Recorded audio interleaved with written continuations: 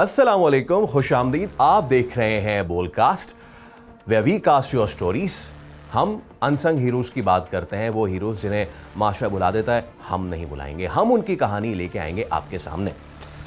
पाकिस्तान में सहाफ़त करना हीरोगिरी से कम काम नहीं है बॉस, क्योंकि एक वक्त था कि जिस वक्त पाकिस्तान को सहाफ़ियों के लिए दुनिया का ख़तरनाक तरीन मुल्क तस्वुर किया जाता था।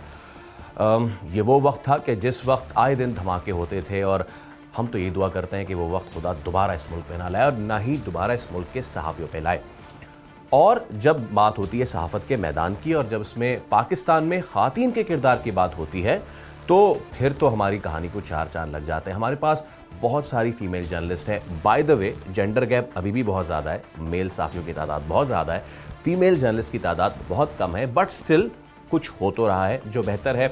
ऐसी एक कैरेक्टर, ऐसी एक सहाफ़ी, ऐसी एक एंकर पर्सन आज हमारे साथ मौजूद हैं।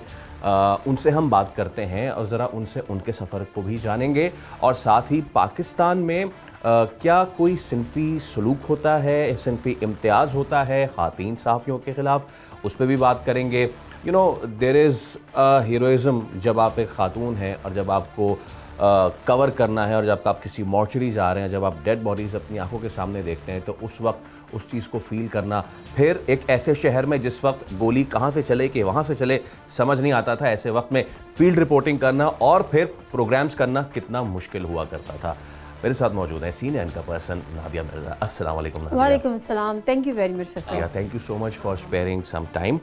ओके, देखिए इंट्रो तो आपने सारा सुन लिया है, तो आपने और मैं एक बात यहाँ पे शेयर कर लूँ कि आप जब इंट्रो कर रहे थे ना, तो मुझे फ्लैशबैक्स आ रहे थे। एक्चुअली क्या फ्लैशबैक्स आ रहे थे? फ्लैशबैक्स ये आ रहे थे कि मैंने अपना जो मेजर जो मेरा था टाइम, वो मैंने कराची में स्पेंड किया, जो जर्नलिज्म में आई स्टार्टेड।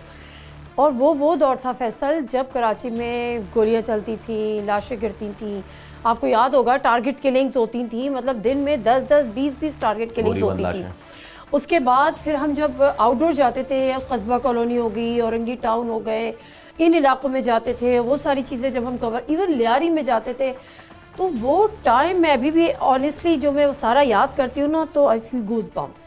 बहुत बहुत मुश्किल वक्त था, और वहाँ के लोगों के चेहरे, उन माओं के चेहरे जिन्होंने अपने बच्चों को खोया था, वो, और सिर्फ माएँ नहीं, वालिद भी डेफिनेटली। तो आप आगे चलें तो वो कुछ मैं एक्सपीरियंस ये आपने शेयर करूँगी, तो वो लिटरली हिला देने वाले हैं। बीइंग एन फीमेल रिपोर्टर या एंकर पर्सन, तो हमें शायद ज़्यादा हम जज्बाती हो जाते हैं उन चीज़ों को लेकर, लेकिन बहुत it was very unfortunate and very sad fact. Absolutely. आज बड़ी मज़ेदार बातें होंगी, जैसा कि आपको फ्लैशबैक्स पे भी पता चलेगा कि हम क्या बातें कर रहे हैं। सुना दिया। इससे पहले कि हम ज़रा करियर की जानिब जाएँ, कब से आपने स्टार्ट किया? हमेशा से यही करना चाह रही थी, या फिर कुछ और कर रही थी, या यहाँ पर आ गई? कैसे सारा चीज़ प्लान करके स्टार्ट नहीं किया। मैं एक स्कूल में एज एन एडमिन कोऑर्डिनेटर करती थी, मतलब ऑफिस वर्क वगैरह ये वो। तो उसके बाद एक उन दिनों बड़ा कंप्यूटर इंस्टीट्यूट कराची में बड़े हुआ करते थे ना, इट्स लाइक 2004 की मैं आपको बात बता रही हूँ। तो उस वक्त मैं एक कंप्यूटर इंस्टीट्यूट में खुद रन कर रही थी। तो वहाँ पर हमारे एक और समझे कि एक हमारे पार्टनर होते थे, उनके कोई कॉलीग थे, वो वहाँ पर आए। तो he asked me all of a sudden कि जी आपने खबरें पढ़नी है? मैंने कहा जी। क्योंकि आपने खबरें पढ़नी है? मैंने कहा नहीं, मैं कहाँ से खबरें, मतलब एक पॉसिबल नहीं था ना, मतलब एक यंग गर्ल के लिए एकदम से कोई आए, और कोई बैकग्राउंड नहीं, कोई पीछे कोई मीडिया में नहीं, कुछ भी नहीं, तस्वुर ही नहीं। और सब बिल्कुल नए चैनल्स आए, तो उस आज न्यूज़ आया भी नहीं था फ्रॉम वेयर आई स्टार्टेड। और वो ARY का कोई रीजनल चैनल टाइप का था, सिटी न्यूज़ समथिंग, उसके लिए उन्होंने कहा। खैर मैंने उसको मना कर दिया। देन फिर मैंने अपनी फ्रेंड से ऐसे डिस्कस किया, उसको बताया, उसने कहा चलते हैं। मैंने कहा नहीं, कहते नहीं चलते हैं, ऑडिशन तो देते हैं। बस वो एक टाइम होता है ना थ्रिल वाला, एडवेंचर वाला, तो हम चले गए। PTV के एक होते थे शहाबुद्दीन शाहब साहब, जो PTV पे कराची की बड़ी सलीस उर्दू में खबरें पढ़ते थे। उन्होंने ऑडिशन लिया, मेरा हो गया, मेरी फ्रेंड का नहीं हुआ।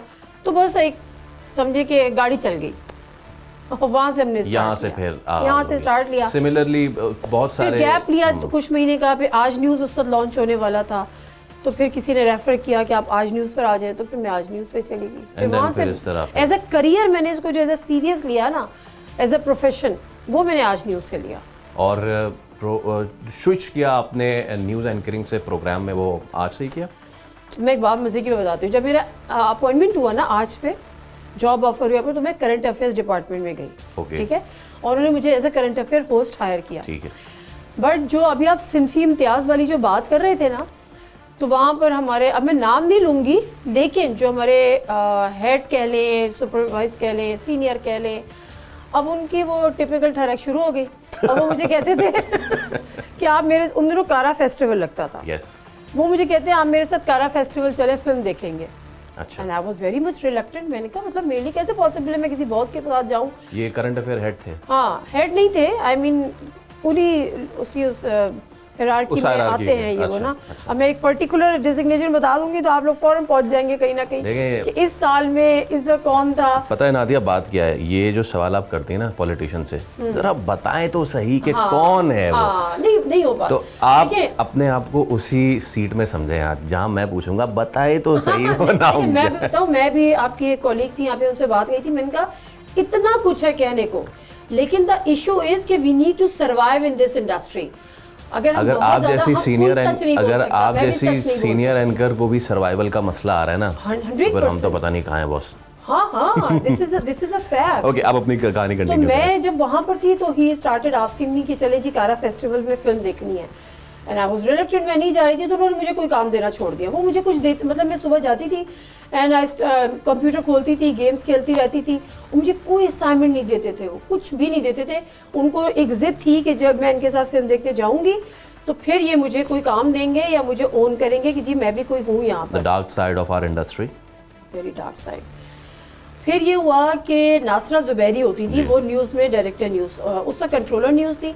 वो वहाँ से हमारा जो आज का ऐसा था कि जहाँ पे करंट अफेयर्स के लोग बैठते थे, वहाँ से एक पैसेज में वो गुजरती थी, तो हमारी स्माइल्स होते ना, कुछ लोगों के अंदर से एक पॉजिटिव वाइब्स आती हैं। मैं उनको नहीं जानती थी, लेकिन हमारी जब वो गुजरती थी तो हमारी एक स्माइल एक्सचेंज होती थी। तो फिर उन्होंने एक दिन रुक गई, कहती हैं कि तुम न्यूज़ में क्यों नहीं आती।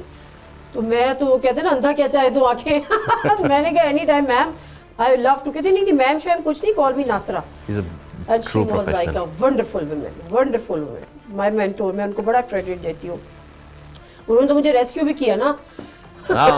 ओके, तो ये रेस्क्यू ही था मेरा। तो क्या मैं ये समझूं कि क्योंकि हमारे पास एक तो वैसे ही फील्ड में ख़ातीन कम, स्टाफ में ख़ातीन कम, डेस्क पे ख़ातीन कम और अपर हायरार्की में भी ख़ातीन कम, तो अगर हम जगह जगह उनकी भर्ती जितनी है रिक्वायरमेंट उसका हाफ भी करना शुरू कर दें तो भी बहुत सारी जो हमारी फीमेल जर्नलिस्ट है उनके मसाइल हल हो जाएंगे। मैं आपकी इजाज़त से एक वाक़या मैं शेयर करूँगा। A very good friend and a colleague of mine, a very senior, उनको सज़ा के तौर पे जानबूझ के ईद वाले दिन जो है वो सीव्यू पे उनकी शिफ्ट लगा देते थे।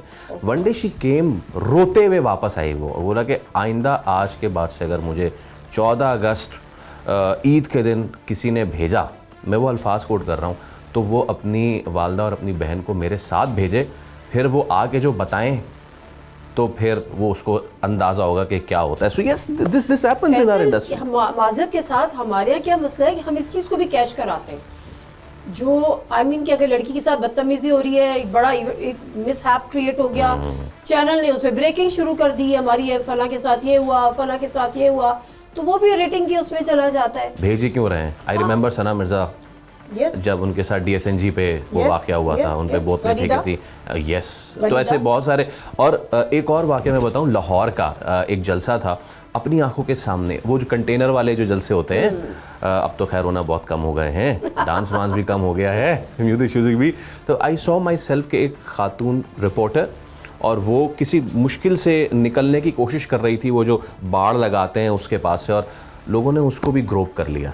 सो ये वो चीज़ें हैं जो कि हम हमेशा बात तो करते हैं उन साफ़ियों की जो हमले में शहीद हो गए या जिन्होंने अपने उनको आज़ा को नुकसान पहुंचा, लेकिन ये वाला साइड जो है फीमेल्स का, ये हम बहुत ज़्यादा बात नहीं करते। ओके, सो चलें अब यहाँ तक आ गए, और उसके बाद से फिर मैं न्यूज़ में चली गई, और फिर मेरा करियर न्यूज़ में, आज पे न्यूज़ में रहा, लेकिन उसके बाद ये हुआ कि मुझे उन्होंने एज ए प्रोड्यूसर और एज एन एंकर हायर किया हुआ था। तो फिर मैंने कुछ, नासरा ने हमें बड़ा एक स्पेस भी दी थी, और सारा कुछ वो बड़ा ट्रस्ट करती थी, कॉन्फिडेंस करती थी, उनका नहीं तुम कर सकती हो। फिर मैं एक प्रोग्राम प्रोड्यूस करने लगी एज अ प्रोड्यूसर।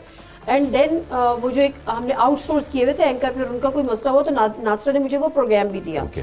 तो आज न्यूज़ पे मैं फिर न्यूज़ भी करती थी, वो प्रोग्राम भी करती थी।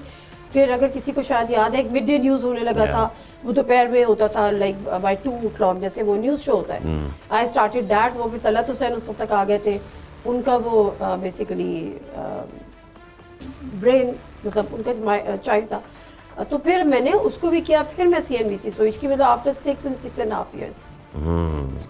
एंड देन उसके बाद से अब तक माशाल्लाह से ये सफ़र जारी हो सारी है। हाँ, सफ़र तो जारी हो सारी है, सफ़र की तकलीफें भी जारी हो सारी है। सफ़र में तो तकलीफ़ें होती हैं, लेकिन वो कहते हैं सफ़र खूबसूरत है मंजिल से भी।